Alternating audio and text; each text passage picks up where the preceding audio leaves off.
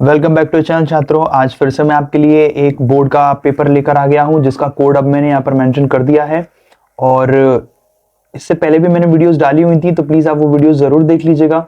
और आपको वीडियो कैसी लगे मुझे कमेंट सेक्शन में आप जरूर बताइएगा, ठीक है। तो let's start this paper. Paper का कोड है ये, मैं और पीडीएफ डाल दूंगा, आप डाउनलोड करके अपने आराम से आप सॉल्व कर लीजिएगा।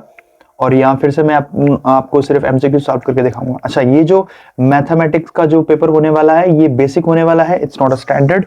नेक्स्ट टाइम मैं स्टैंडर्ड लूंगा, ओके।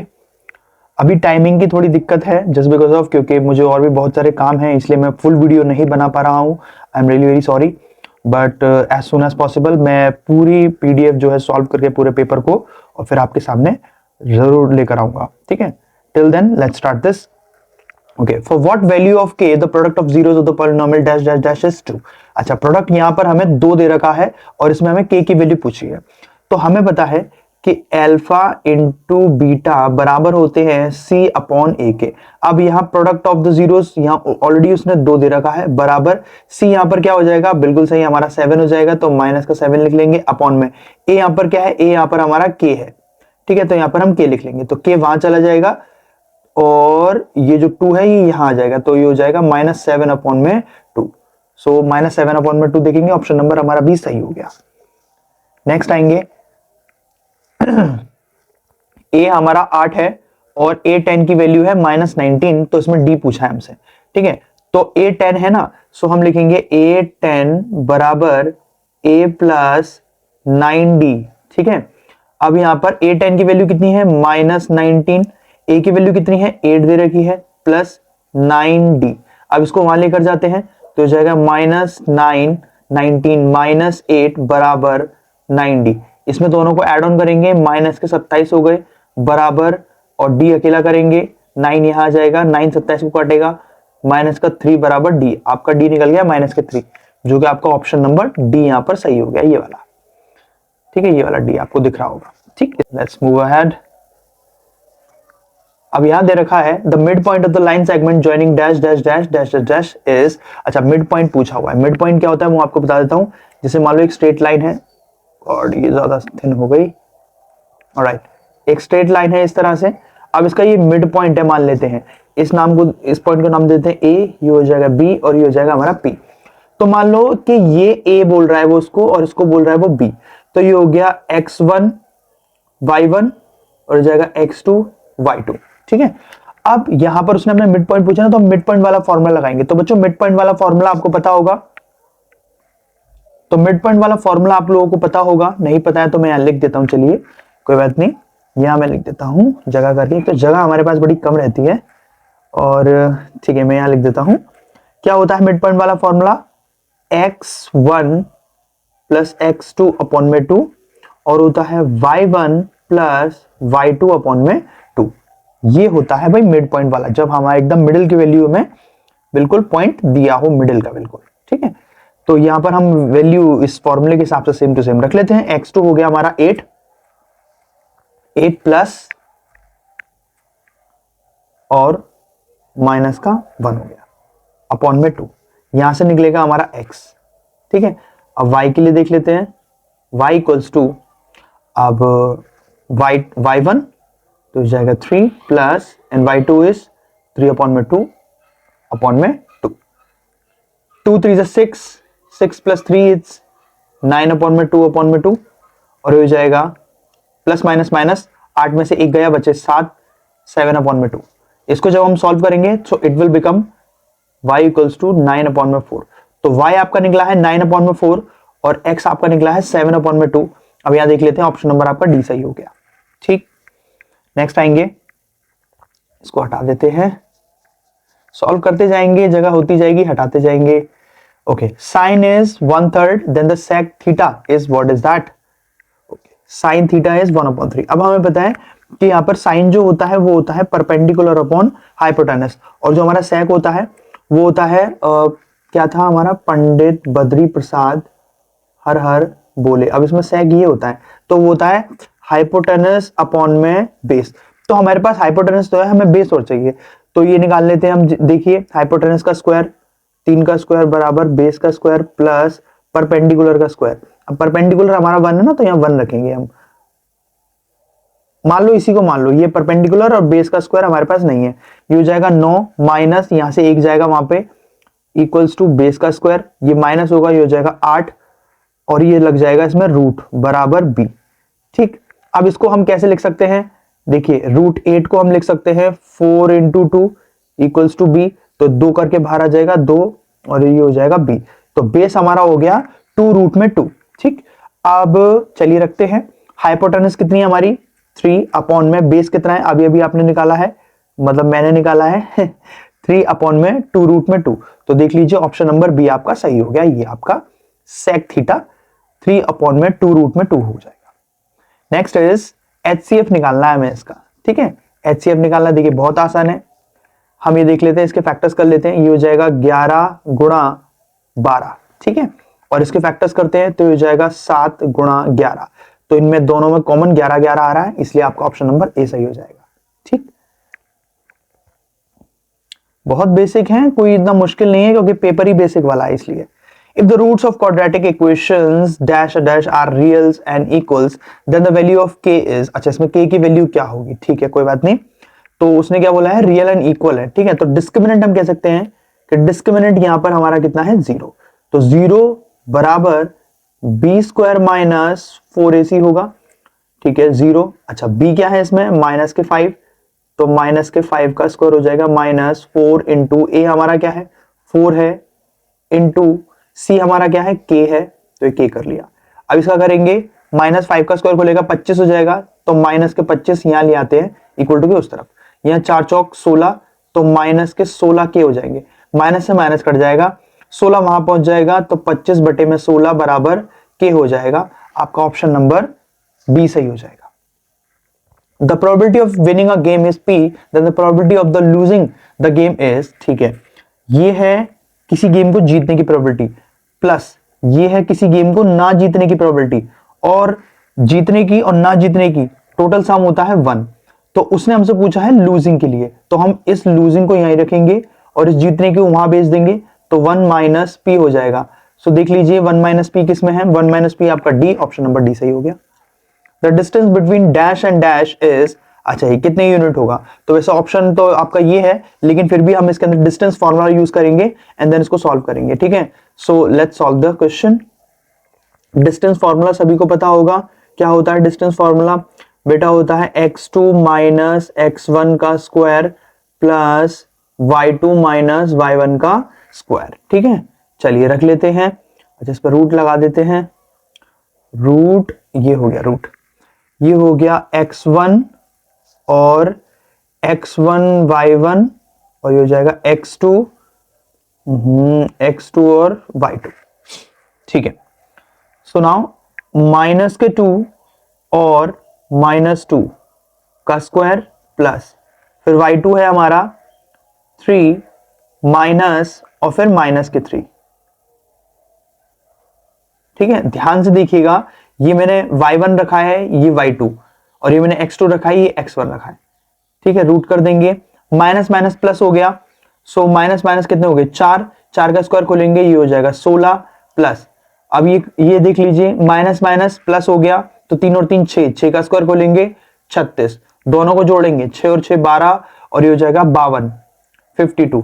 अब 52 को आप कैसे लिख सकते हो, उसको लिख सकते हो 4 इंटू 13, 4 बाहर खुल जाएगा 2 रूट में 13, सो ऑप्शन नंबर आपका इसलिए ए सही हो जाएगा इस तरह से।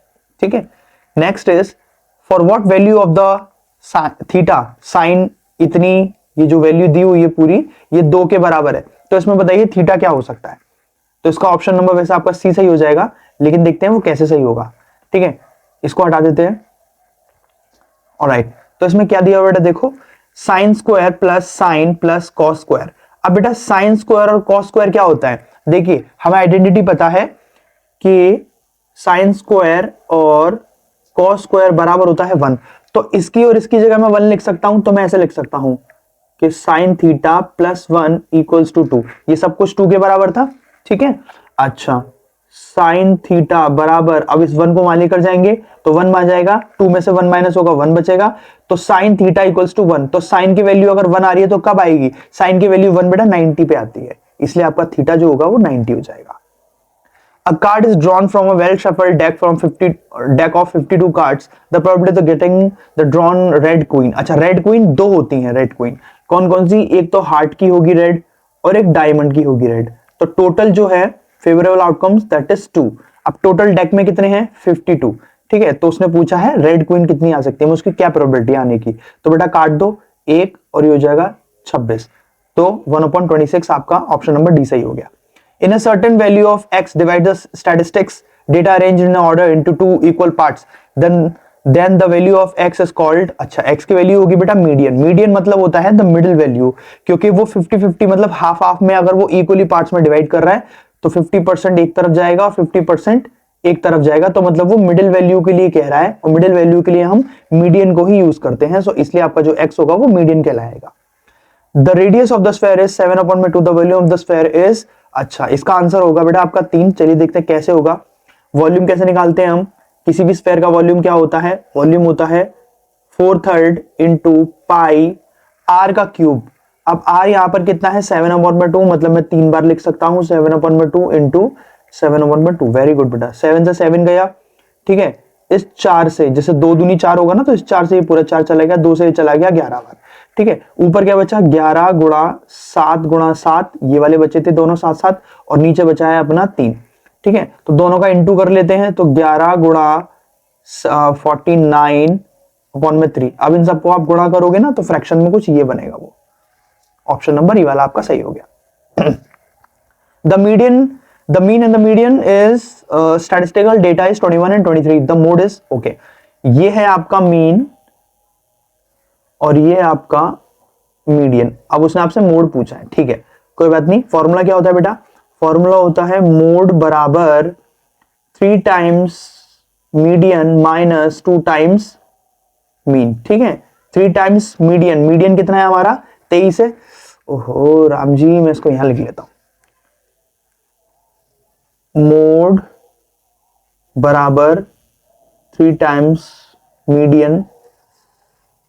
एक तो पेन ठीक से नहीं चलता है ना कभी कभी, माइनस 2 टाइम्स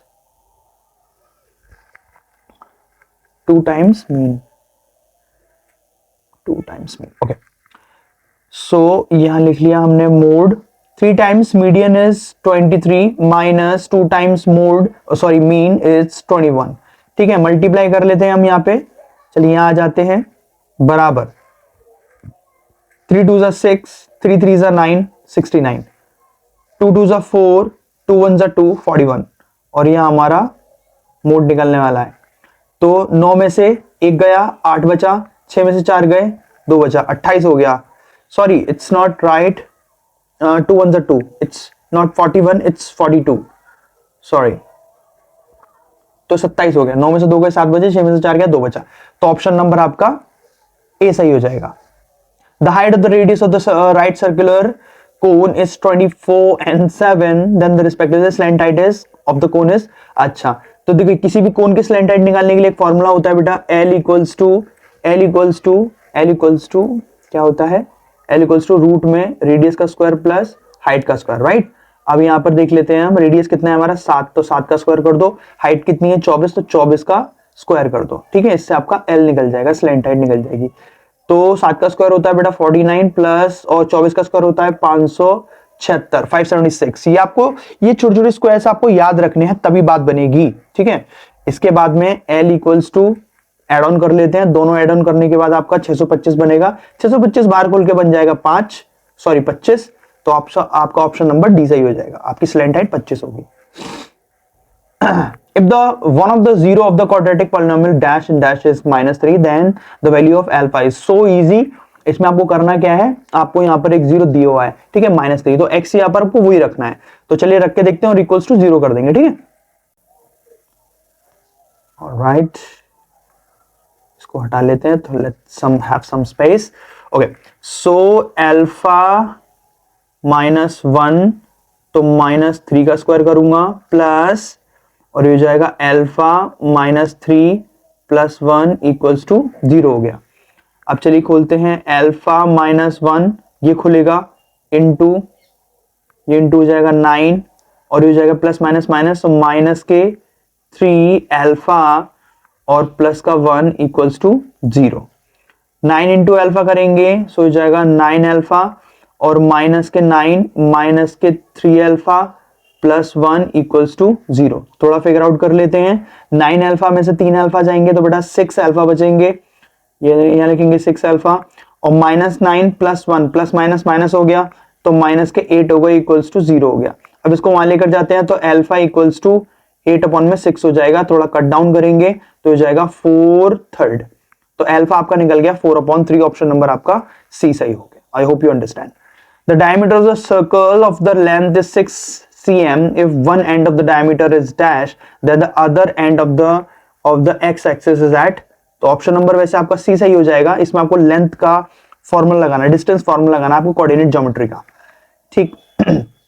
जिसमें आपका x1 y1 ये हो जाएंगे x1 y1 और दूसरी तरफ वो x एक्सिस पे मांग रहा है ना, देन दिस मींस x तो वही रहेगा लेकिन आपका y एक्सिस 0 हो जाएगा क्योंकि अगर लाइन x एक्सिस पे आती है तो y 0 हो जाता है और y एक्सिस पे आएगी तो x 0 हो जाता है, ठीक है। तो इस तरह से आपका x1 y1 ये हो गया और x2 y2 आपका ये हो गया। अब इसमें डिस्टेंस फार्मूला लगाएंगे एंड दैट्स इट, हम निकाल लेंगे आंसर, ठीक है। तो आपका ऑप्शन नंबर वैसे ये वाला सही होगा, आप देख लीजिएगा please. The value of k for which of the pair of line of the linear equation dash and dash don't have a solution. तो इसका मतलब हम ये कह सकते हैं कि a1 अपॉन a2 बराबर होगा b1 अपॉन b2 पर बराबर नहीं होगा c1 अपॉन c2 के, ठीक है। यही तो कंडीशन बैठती है जब उसके कोई सोल्यूशन नहीं होते हैं तो इस केस में हम क्या करेंगे, इनके ये रेशियोज को लिखेंगे, ठीक है। तो 5 अपॉन में 2 बराबर 2 अपॉन में k not equal to 1 upon में -7। तो हमें अब ये तो इक्वल है ही नहीं है तो हमें इनसे मतलब होना चाहिए, तो k को वहां ले जाएंगे तो हो जाएगा k, इसको वहां ले जाएंगे ये हो जाएगा 2 इंटू 2 अपॉन में 5 यहां आ जाएगा तो हो जाएगा 2 2 4 अपॉन में 5। तो k की वैल्यू निकल गई 4 अपॉन में 5। ऑप्शन नंबर बी आपका सही हो गया।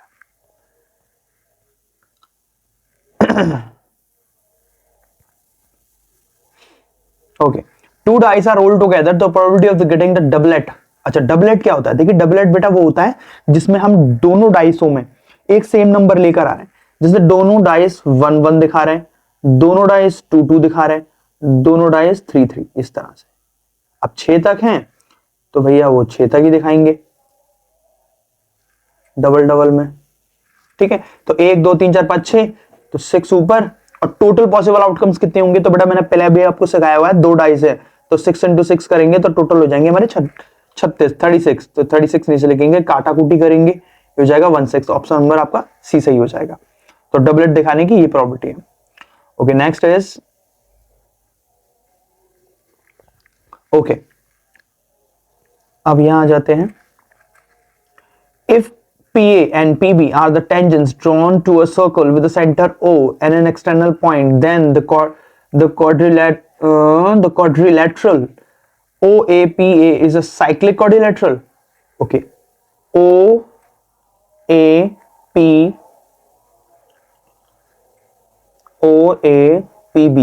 क्या एक साइक्लिक क्वाड्रिलेटरल होगा? देखिए साइक्लिक क्वाड्रिलेटरल वो क्वाड्रिलेटरल होता है जिसमें उसके ऑपोजिट एंगल्स 180 डिग्री का जो है एंगल्स फॉर्म करते हो और उनका सम 180 आए। जैसे हाँ इसमें तो इसमें आ सकता है, जैसे ये 90 होता है ये भी 90 होता है। हाँ that's true, that's right. Okay, in a cyclic quadrilateral opposite angles are equal. क्या साइक्लिक क्वाड्रिलेटरल में ऑपोजिट एंगल्स इक्वल होता है? नहीं, ये जरूरी नहीं है, बट दैट्स ट्रू। इसका असर्शन सही है but reason is not true. Next is zeros of the polynomial dash are -3 and 3. Okay, let's check, डालकर देखते हैं। तो p -1 रख के अगर मैं देखूं इक्वल्स टू माइनस का x का स्क्वायर -2 इंटू माइनस का 1 और माइनस का 3। अभी पूरा 0 होना चाहिए तो 1 माइनस माइनस प्लस तो माइनस के 2 सॉरी प्लस के 2 और माइनस के 3। तो इस जगह 2 3 में से एक गया, माइनस के 2 माइनस से माइनस कट गया, वेरी गुड 0 हो गया। मतलब हाँ ये इसका ही 0 है। तो फिर ये भी होगा, रख के देख लेते हैं। चलिए 3 को भी रख के देख लेते हैं, कोई बात नहीं, 3 को रख के देखते हैं। से यहाँ आ जाएगा 3 बराबर 3 का स्क्वायर माइनस 2 इंटू 3 माइनस फिर आ जाएगा 3। 3 का स्क्वायर खोलेंगे बेटा 9 हो जाएगा, माइनस 3 दूनी 6 हो जाएगा, माइनस के 3 हो जाएंगे। ठीक है, 9 में से 3 जाएंगे 6 बचेगा, 6 यहां पर भी चल रहा था, 6 से 6 कट गया, आगे 0 लग गया, मतलब हाँ दोनों के दोनों ही इसके जीरोस होंगे। तो फिर से असर्शन हमारा सही हो गया। Okay, the graph of the polynomial dash and dash intersecting x axis at dash and dash। तो पहले तो हम ये देख लेते हैं कि ये ग्राफ पे बनाया जाए तो क्या ये x एक्सिस पे एट इस पॉइंट पे उस पॉइंट पे आएंगे इंटरसेक्ट करेंगे इस पॉइंट पे इस पॉइंट पे। Okay, so when I made this, तो जब मैंने ये बनाया तो इसमें हम जैसे हम ये वाले पॉइंट की बात करें तो इसमें हमारा एक्स एक्सिस, जैसे कि ये देख पा रहे हैं आप, ये एक्स एक्सिस है पूरा, ठीक है, और ये हमारा पूरा वाई एक्सिस है, वाई एक्सिस ये होगा।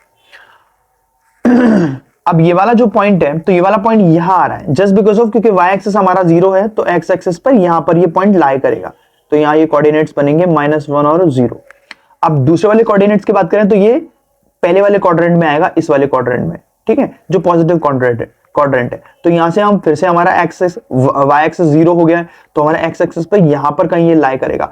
अब ये लाइन इंटरसेक्ट नहीं कर रही है, ये इसको कोइंसिडेंट लाइन है, ये लाइन के ऊपर लाइन बन रही है ये वाली, तो this is not intersecting, hence again हमारा असर्शन सही है, रीजन गलत है। तो दोनों ही केस में हमारे रीजन गलत है और असर्शन सही है, तो हम यहां ऑप्शन नंबर सी पे टिक करेंगे, assertions are true but reasons are false।